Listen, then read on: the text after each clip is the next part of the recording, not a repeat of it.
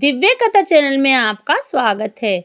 आज हम सुनने जा रहे हैं विजया एकादशी की व्रत कथा। अर्जुन ने भगवान श्री कृष्ण से पूछा, हे वासुदेव, फाल्गुन मास में कृष्ण पक्ष की एकादशी का क्या महात्म्य है? आपसे मैं जानना चाहता हूँ।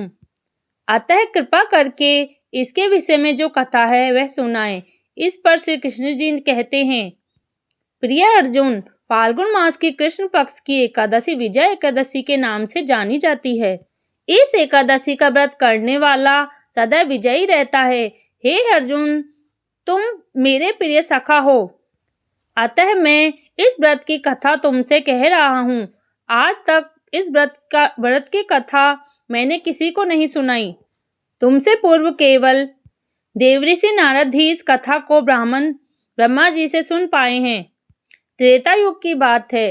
श्री रामचंद्र जी, जो विष्णु के अंशावतार थे, अपनी पत्नी सीता को ढूंढते हुए भगवान के परम भक्त जटायु नामक पक्षी के पास पहुंचे।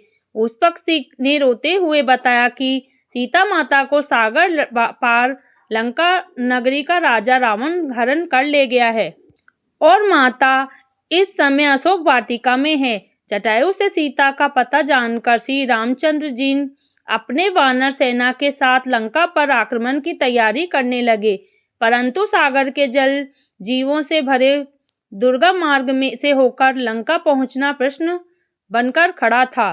भगवान श्री राम लक्ष्मण समेत बकदाल में मुनि के आश्रम में पहुंचे और उन्हें प्रणाम करके अपना प्रश्न उनके सामने रख दिया।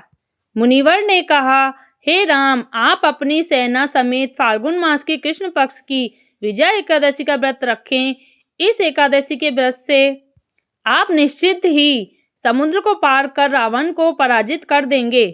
श्री रामचंद्र जी ने जब उक्त तिथि के आने पर अपनी सेना समेत मुनिवर के बताए विधि विधान के अनुसार एकादशी का व्रत रखा और सागर पर पुल का निर्माण कर लंका पर चढ़ाई की। श्री राम और रावण का युद्ध हुआ, जिसमें रावण मारा गया।